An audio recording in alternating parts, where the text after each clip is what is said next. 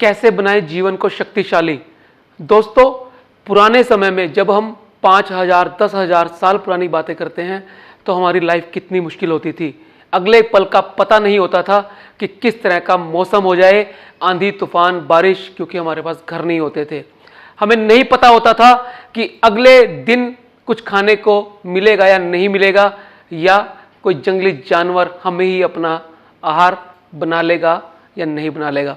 दोस्तों, जीवन बहुत कठिन था। उस समय की समस्याएं अलग थी, आज की समस्याएं अलग हैं। उस समय की सभी समस्याओं पर मानव ने अपनी बुद्धि से विजय प्राप्त कर ली है, लेकिन आज का समय मानव अपनी ही समस्याओं में घिरा है, अपनों से ही परेशान है, अपने से ही परेशान है।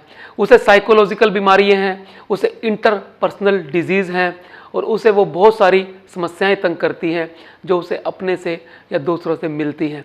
तो आज के समय में अपने जीवन को अच्छा बनाने के लिए, प्रभावशाली बनाने के लिए, ताकतवर बनाने के लिए हमें कुछ नियम चाहिए, हमें कुछ लॉज चाहिए। आज हम उन्हीं लॉज के बारे में, उन्हीं नियम के बारे में जानेंगे कि वो 366 नियम कौन से हैं, यानी एक साल में 366 दिन और हर रोज का एक नियम। हम अपने जीवन को इन 366 नियमों से किस तरह से प्रभावशाली, ताकतवर बना सकते हैं। ये सारी की सारी बातें मैंने जिस किताब से ली हैं उसका नाम है द डेली लॉज, जिसे लिखा है रॉबर्ट ग्रीन ने 2021 में। दोस्तों, बहुत ही शानदार किताब है। यदि आप पूरी किताब की समरी में मेरे साथ बने रहे तो आप भी जीवन के 366 नियम जान जाएंगे, जिससे आप प्रतिभाशाली और ताकतवर बन जाएंगे। तो दोस्तों, चलिए चलते हैं इस शानदार किताब के शानदार सफर पर। दोस्तों, लेखक ने पूरे जीवन को एक साल के 12 महीनों की तरह से माना है, यानी उसने पूरे के पूरे 366 दिनों को जीवन माना है, और इन 366 दिनों को 12 महीनों में जनवरी से दिसंबर तक बांटा है। तो दोस्तों, हम बात करेंगे जनवरी से दिसंबर तक उन 12 नियम की जो 366 नियम के बराबर हैं, यानी एक महीने के अंदर एक नियम, और वो नियम बराबर है 30 नियम के। तो चलिए शुरुआत करते हैं जनवरी से। तो जनवरी के अंदर लेखक क्या कहता है? Reconnect with your childhood passion and find your life task. दोस्तों, लेखक जनवरी को जीवन का पहला स्टेप, पहली सीढ़ी मानता है, और वो कहता है कि सबसे पहले आपको अपने बचपन के साथ रिकनेक्ट करना है, बचपन के पैशन को ढूंढना है, और उस पैशन को ही अपने जीवन का उद्देश्य बनाना है, अल्टीमेट एम बनाना है। आपको अपनी इनर वॉइस पहचाननी है, जिस तरह से हमने कल लेखक की मास्टरी किताब में बात की थी। वो भी रॉबर्ट ग्रीन ने ही लिखी है, जिसमें उन्होंने मास्टरी करने के तरीके बताए हैं, स्किल पर किस तरह से विजय प्राप्त की जा सकती है, अपनी प्रतिभा को किस तरह से निखारा जा सकता है।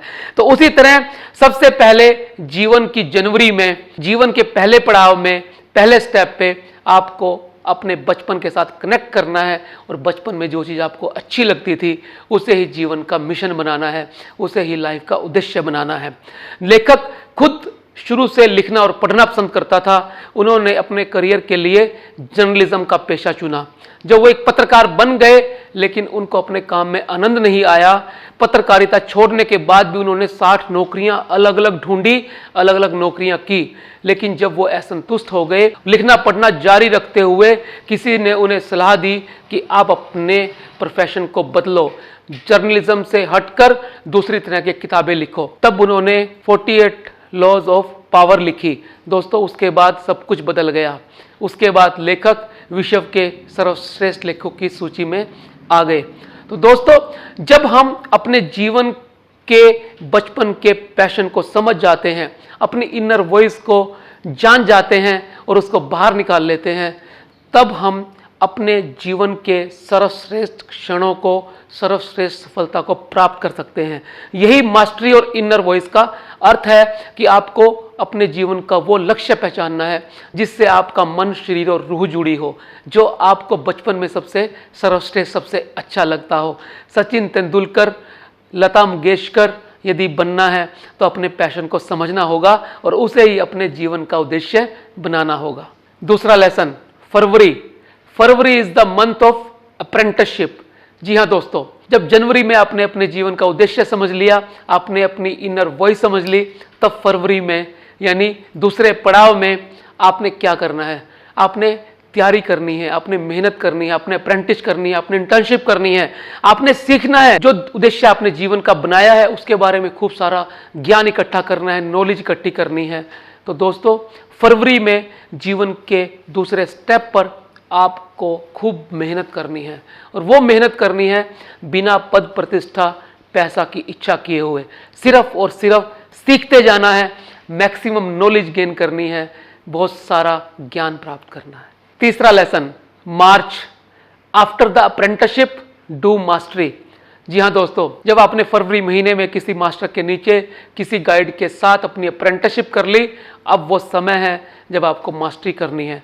मार्च का महीना मास्टरी का महीना है। मास्टरी वो चीज है जब आपका मन, शरीर और रूह एक लय हो जाएं, तालबद्ध हो जाएं और आपको समय का पता ही ना लगे, उसे फ्लो स्टेट कहा जाता है। दोस्तों, इस स्थिति में आप किसी भी चीज को उस हद तक प्राप्त कर सकते हैं जिसके बाद उसकी हदें खत्म हो जाती हैं, यानी आप उस पर्टिकुलर स्किल के, पर्टिकुलर प्रतिभा के मास्टर हो जाते हैं।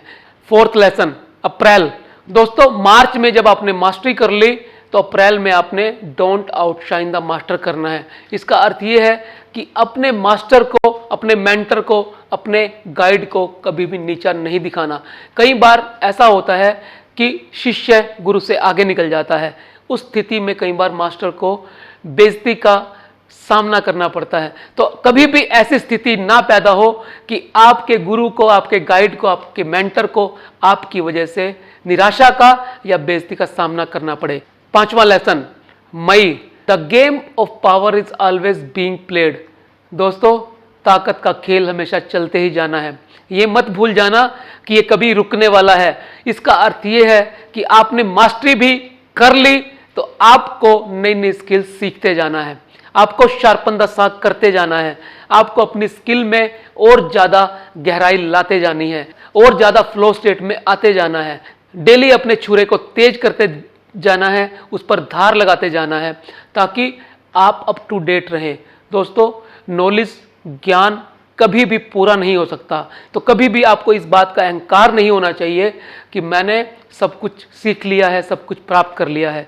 जितनी भी नई नई चीजें आपके विषय से संबंधित आते रहे, उनको आप लगातार उनके टच में रहिए, अप टू डेट रहिए। छठा लेसन, जून, नेवर डिस्प्रेज समवन्स इंटेलिजेंस। दोस्तों, कभी भी चाहकर या जानबूझकर भी किसी की इंटेलिजेंट पे शक ना करें, और किसी को भी ऐसा शो ना करें कि आप सबसे ज्यादा इंटेलिजेंट हैं, वो आपसे कम बुद्धिमान है। दोस्तों, यदि दूसरे आदमी को कभी ये महसूस हुआ कि आप उसका मजाक बना रहे हैं, तो ये आपके लिए कभी भी अच्छा नहीं हो सकता। दूसरा व्यक्ति कभी भी ये नहीं चाहता आप उसकी बुद्धिमत्ता पे प्रश्न चिन्ह लगाएं, आप उसकी IQ के साथ खिलवाड़ करने की कोशिश करें। तो दोस्तों, हमेशा आप ये बात ध्यान रखिए, चाहे आप अपनी स्किल में कितनी भी मास्टरी हासिल कर लें, कभी भी दूसरे आदमी को कम बुद्धिमान ना समझें। सातवां lesson, July. July is all about seduction. जी हाँ दोस्तों, सिडक्शन का अर्थ ये है कि आप अपने चाहने वालों, अपने एम्प्लॉयज, अपने आसपास के माहौल को इस तरह से बनाइए कि वो आपसे हमेशा प्रेरित रहें, हमेशा मोटिवेटेड रहें। हमेशा एक ऐसी लगन, एक ऐसी प्रवृत्ति आपके अंदर होनी चाहिए जिसमें आप सबके साथ सामंजस्य बिठाने का काम कर सकें, सबको सीड्यूस कर सकें और लोग आपके इन्फ्लुएंस में रहें, प्रभाव में रहें। आठवां lesson, August, keep the people in suspense. जी हाँ दोस्तों, जो आप करना चाहते हैं, जो आपका विजन है, उसके बारे में पूरी तरह से कभी भी ओपन ना हो। लोगों के मन में कुछ ना कुछ संदेह बना रहे, सस्पेंस बना रहे कि आपका अगला मूव क्या होने वाला है। बहुत सारी बार यदि आप चीज़ों को ओपन कर देते हैं, सबके साथ शेयर कर देते हैं, वो चीज़ पूरा होने से पहले ही नकारात्मक पहलुओं की गिरफ्त में आ जाती है, जिससे आपका काम पूरा होते होते रह जाता है। तो कई बार आपको ऐसी स्ट्रेटजी बनानी पड़ती है कि लोग सस्पेंस में रहें। नौवां लेसन, सितंबर, take the elevated view of life. दोस्तों, कई बार हम जीवन के ऐसे पड़ाव पे आ जाते हैं कि हमें ऊपर उठकर देखना पड़ता है, कंप्रिहेंसिव वे से देखना पड़ता है, एलिवेट करके देखना पड़ता है कि चीज़ें ऊपर से कैसे दिखाई देती हैं, जिससे आपको एक पूरा का पूरा व्यू मिल जाए और चीज़ों को आप कंप्रिहेंसिव वे से ले सकें और सारी चीज़ों को होलिस्टिक तरीके से देख सकें कि आपके जीवन के अंदर क्या अच्छा है, क्या बुरा है, क्या आगे आपको और करना है और क्या चीज आपको छोड़नी है। इसे ही elevated view of the life कहा जाता है। 10वां लेसन, अक्टूबर में यानी 10वें पायदान में आपको अपने नेगेटिव इमोशंस के टच में रहना है। उन नकारात्मक भावों को देखना है जो आपके जीवन को नकारात्मक दिशा की तरफ मोड़ सकते हैं, आपके जीवन के अंदर नुकसान का कारण बन सकते हैं।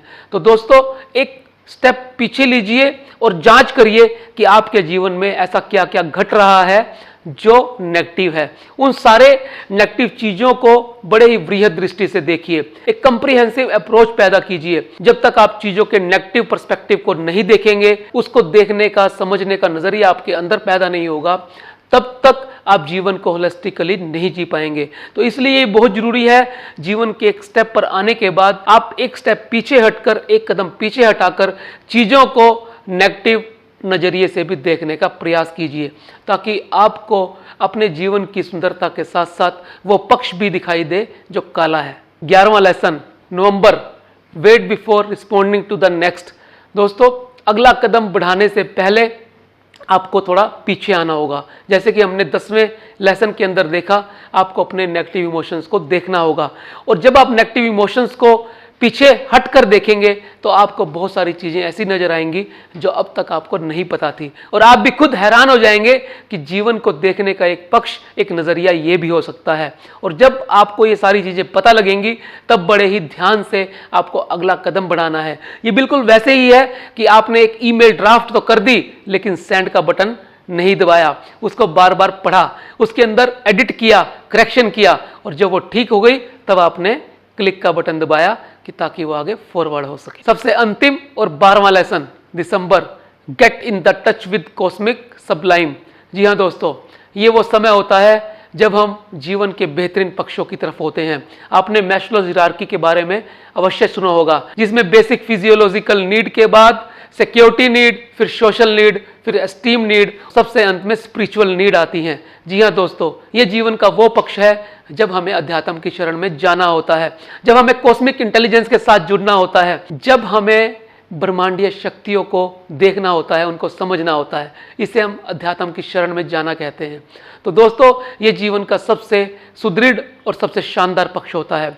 जब हम जीवन की सारी ऊंचाइयां पार कर चुके होते हैं, जब हम जीवन के अंदर सारे आयामों को बहुत अच्छे तरह से जी चुके होते हैं, तब हमारा आध्यात्मिक आयाम सुदृढ़ होना शुरू हो जाता है और हम चीज़ों को एक अलग ही अंदाज और एक अलग ही दृष्टि से देखने का काम करते हैं। इसे ही हम स्पिरिचुअल दृष्टिकोण, स्पिरिचुअल पर्सपेक्टिव कहते हैं। यही कॉस्मिक सबलाइम है। तो दोस्तों, ये थे वो शानदार 12 लेसन जो Robert Greene the daily laws किताब में हमें सिखाते हैं। 366 दिन को भी 12 महीनों में बांटा जा सकता है, और इन 12 महीनों के 12 लेसन्स को समझकर हम एक अभूतपूर्व ताकत प्राप्त कर सकते हैं अपने जीवन को बेहतर अंदाज में जीने की। मैं उम्मीद करता हूं आपको ये समरी अच्छी लगी होगी। यदि आपको लगता है ये औरों के भी काम आ सकती है तो इसे शेयर अवश्य करें। मिलते हैं अगले एपिसोड में फिर एक नए विषय के साथ। तब तक के लिए नमस्कार।